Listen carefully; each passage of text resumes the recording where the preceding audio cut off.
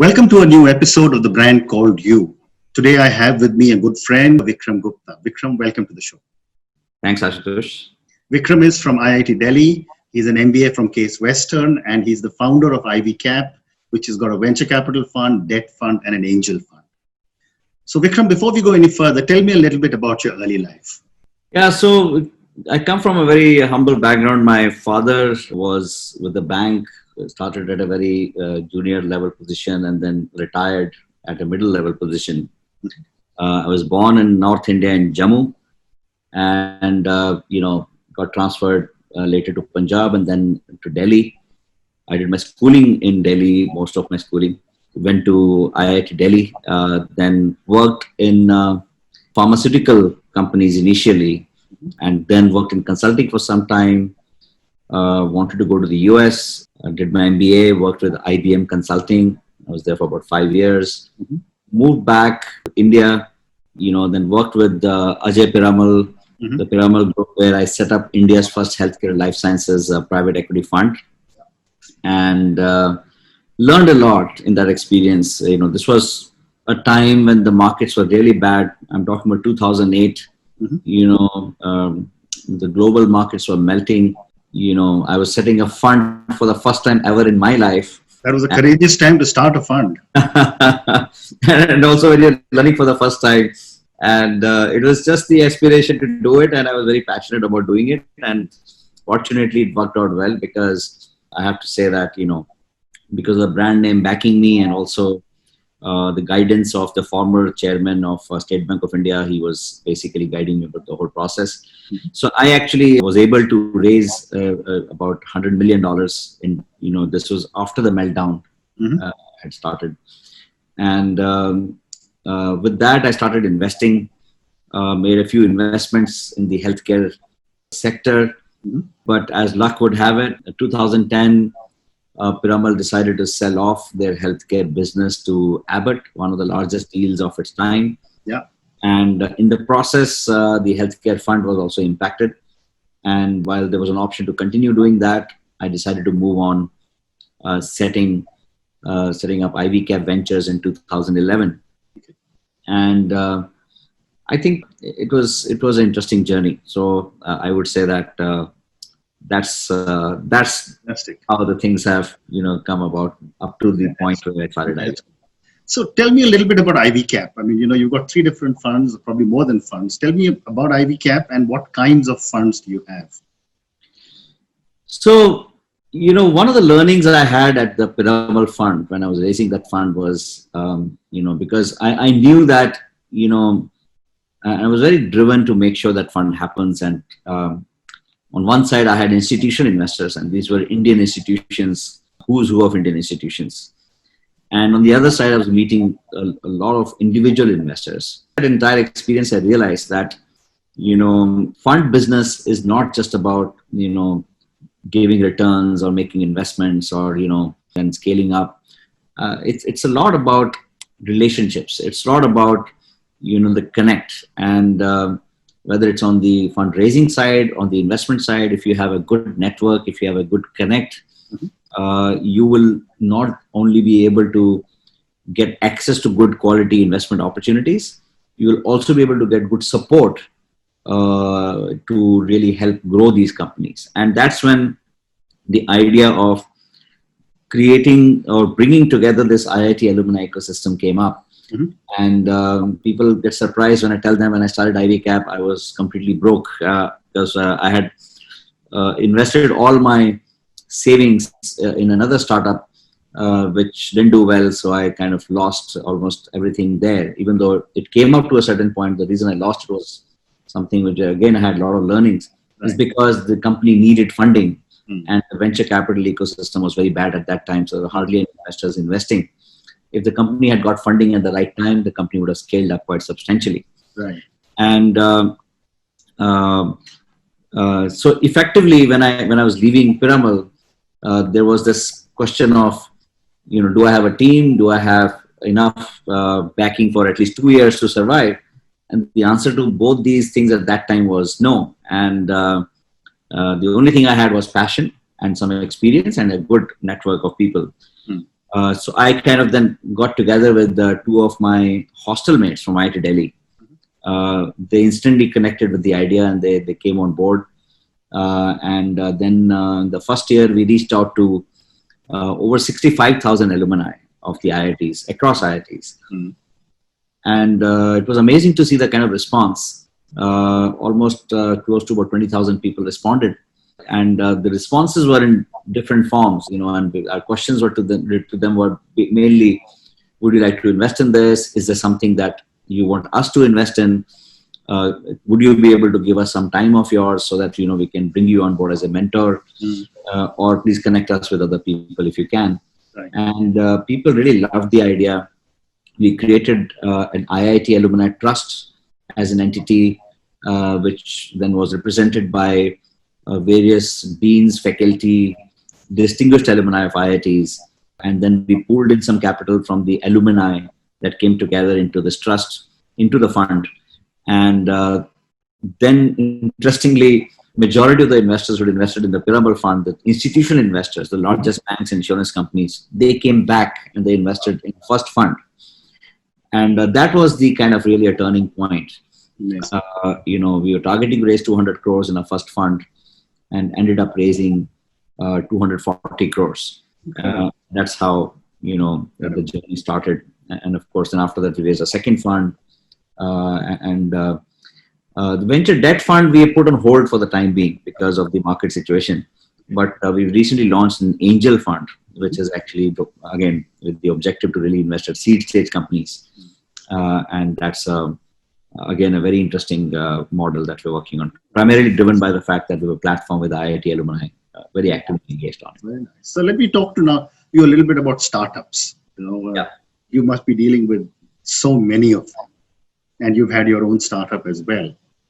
Let me start with saying that as a potential investor, do you prefer to go with a startup founder who's solo or someone who's got a partner or multiple partners? Very interesting question. When you're looking at a solo entrepreneur, your level of due diligence goes up substantially because effectively you're putting all your eggs in a single basket as far as that business is concerned. So therefore, you need to spend a lot more time with that person to understand why that person is doing it. Does that person have the right passion, right background, right motive, right understanding of how to build a team? Because then he has to build a team. And I think we spend a lot of time on understanding the person and understanding his or her capabilities of really building a team. When there are 2 or 3 people in the team, then it's of course we spend a lot of time on the individuals, but we spend a lot of time in terms of the team dynamics. Who takes the decision, what happens in case of a conflict, what happens if one person leaves, issues like those. We spend time on understanding. Right. How the team. If the number of founders start increasing further, for example, I rejected a company, beautiful business model. It looked very unique and was also backed by 1 or 2 decent investors. 7 founders with 1/7 equity stake for everyone. It didn't work out purely for that reason. Many people in mind. It's a little complex, complicated situation like that. And I'm talking about almost about 5 years ago when we said no to them. And eventually they couldn't do well only because of that particular issue. Very interesting. Even though individually they would have got good experience. So, again, staying with startups, based on your experience, what are the kind of basic mistakes a lot of startup founders make? I think on one side, seeing some of these reports which talk about the biggest reasons for startup failures, and most of these reports I've seen, the number one failure reason is that you're trying to solve a problem which didn't even exist. You're actually trying to create a solution for a problem which you thought was actually a big enough problem, but it was not even a problem big enough. So that is most likely the reason when many times you try to fit a solution to a problem. You have a solution, you just try to find somehow a problem matching that solution. Hmm. And that is one of the big issues that entrepreneurs oversee or overlook. Hmm. And of course, everything else revolves around issues around that. And plus, there are other issues. Many times they believe that they know how to manage a team, or how they can actually work with other people, Hmm. and they tend to oversee or underestimate the issues around that. Therefore, even if you have a very high level of maturity, you should always seek mentors at very early stage. And even for example, I mean, I've seen people at very accomplished levels who like to have mentors. So like to have gurus. Hmm. And this is, I think, very essential for every individual who's trying to accomplish something in their lives. Right. Actually, have a go-to person, Hmm. who they can discuss and share with things with. And that's the reason we created at IVCAP a Hmm. very accomplished advisory board, very Okay. comprehensive set of skills. Wonderful. Actually, helped us a lot. So I think some of these mistakes that entrepreneurs end up making is they believe that they can do it on their own. They don't need anybody else. Hmm.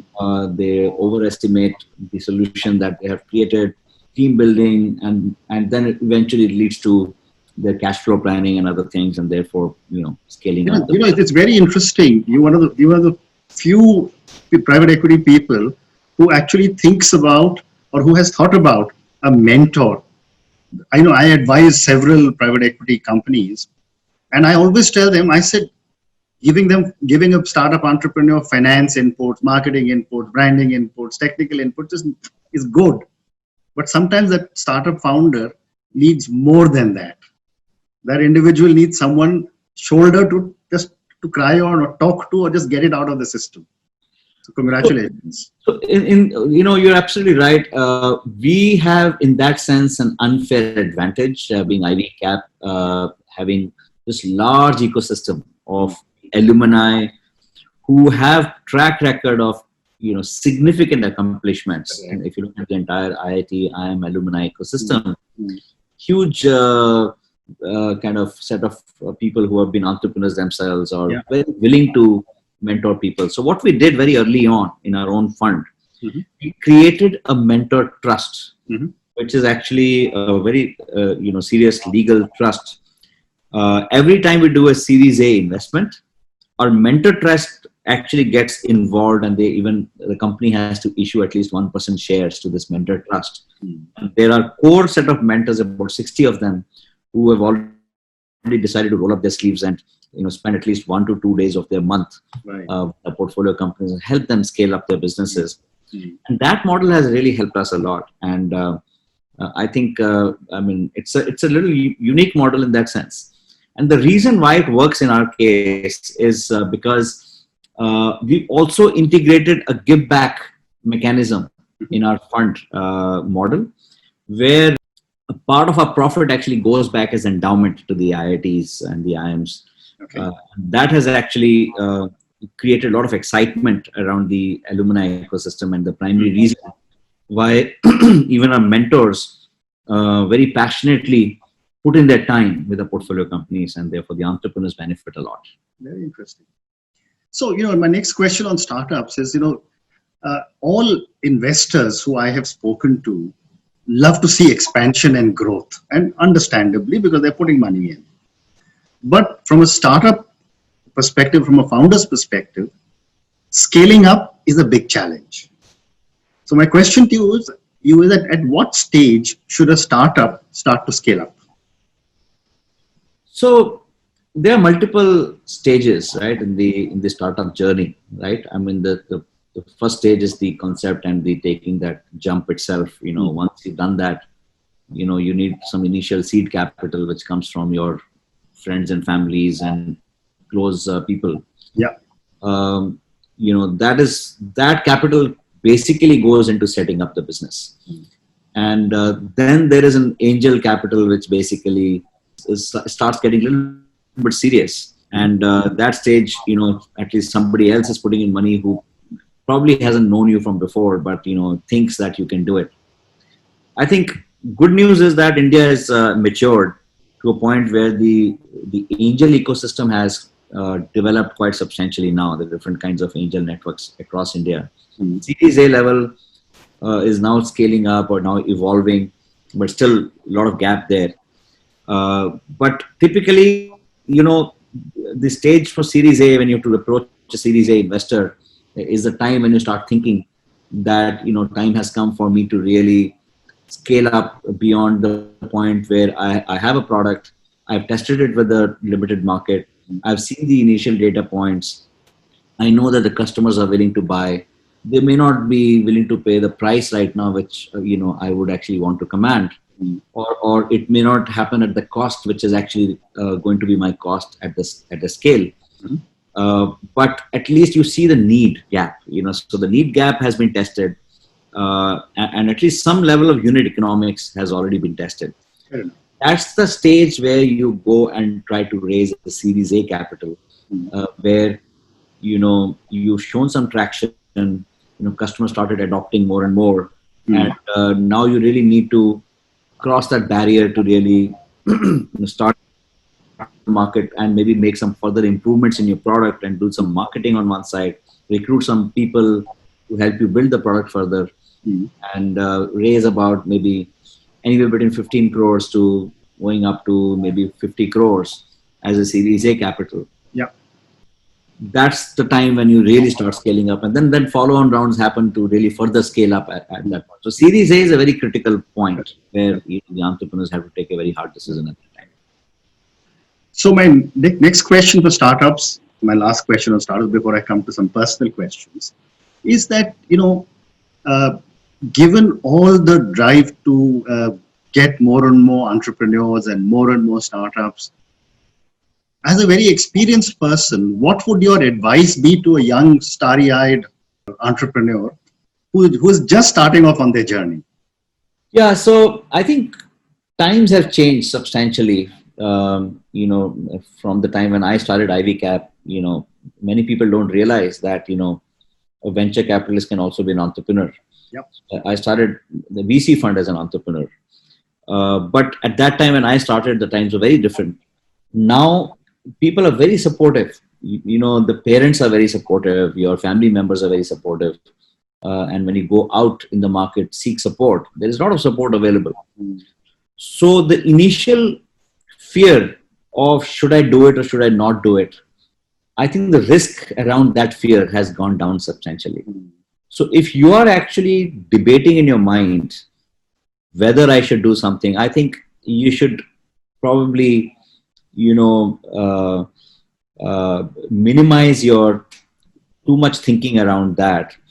I think at the same time, of course, you need to be very well planned, very well thought out.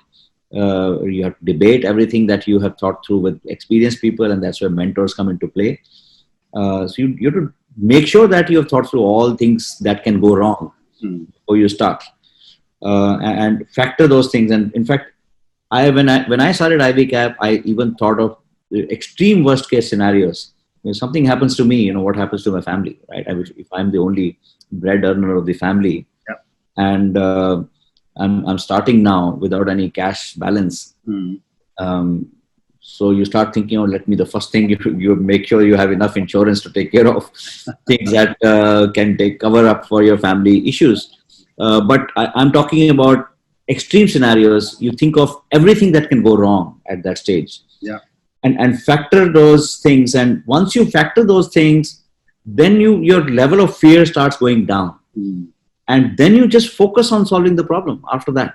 Yeah. Don't think about anything else. And if you've taken care of all your distractions early on and just focus on your product and the market that you're going to go after, then things happen, things work out. Very right, very right. I used to call it, when I founded Guardian, I used to call it my drop dead capital. That if tomorrow I was to drop dead, is there enough available to be able to protect my family? Yeah, exactly. And that's exactly what you're saying.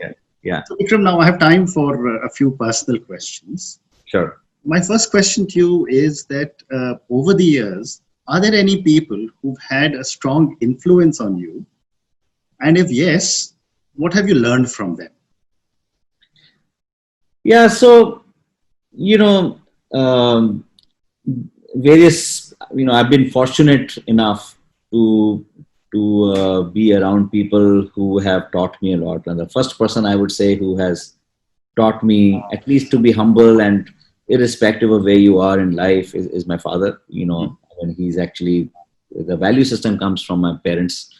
So, you know, so that's one thing. And my brother, who is 1.5 years older to me, he's the person who even told me about the name IIT. I mean, I had not heard the name IIT until my end of my 11th grade. Mm-hmm. And that's the time when I started even researching what IIT is. Right. And over time, he has been a great mentor to me. Mm. And he's doing very well in his life. But he's on the other extreme of the risk-taking part.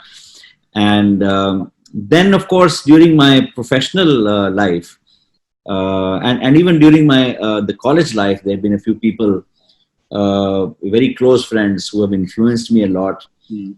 You know, studying in an IIT system gives you a lot of value, not only in terms of what you learn there, in terms of the academics, etc., but the kind of people you interact with over there, who kind of come with a very interesting kind of perspectives towards life, shapes you up. So I actually give a lot of credit to the people who were around me at IIT to shape my thinking.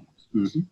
And then, of course, after that, in every professional career job I had, even my professors in the US have actually helped me. In fact, my biggest learning came when I was in Case Western in terms of planning my entire career.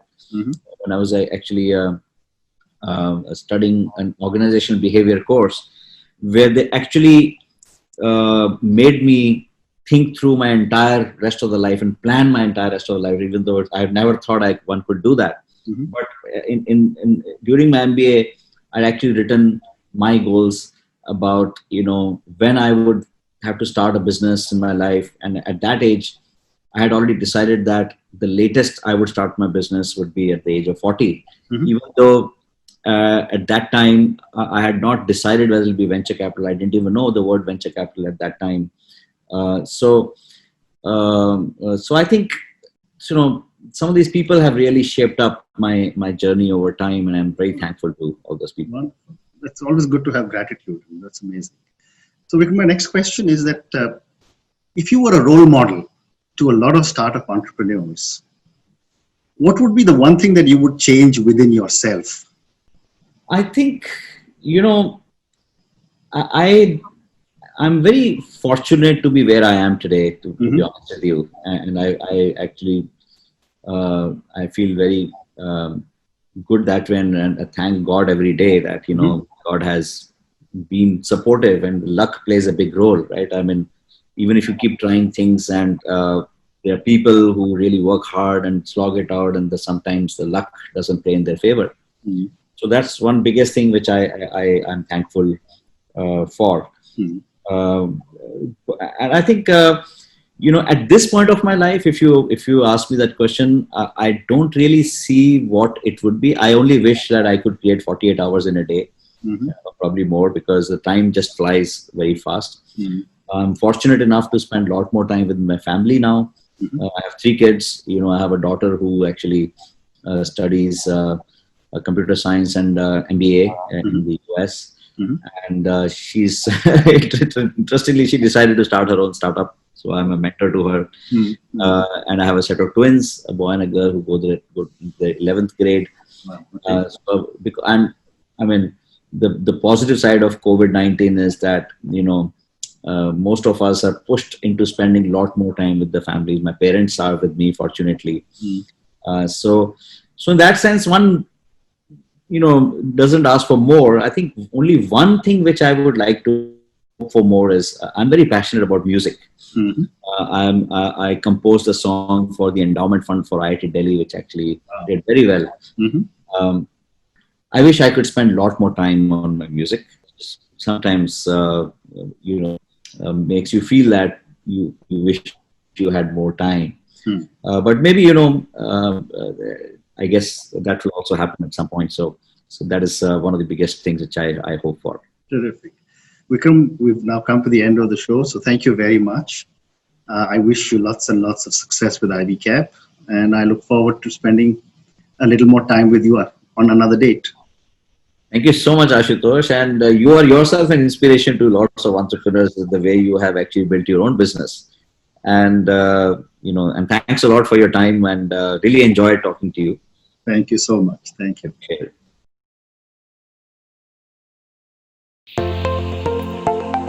Thank you for listening to the Brand Called You videocast and podcast, a platform that brings you knowledge, experience, and wisdom of hundreds of successful individuals from around the world. Do visit our website www.tbcy.in to watch and listen to the stories of many more individuals. You can also follow us on YouTube, Facebook, Instagram, and Twitter. Just search for the Brand Called You.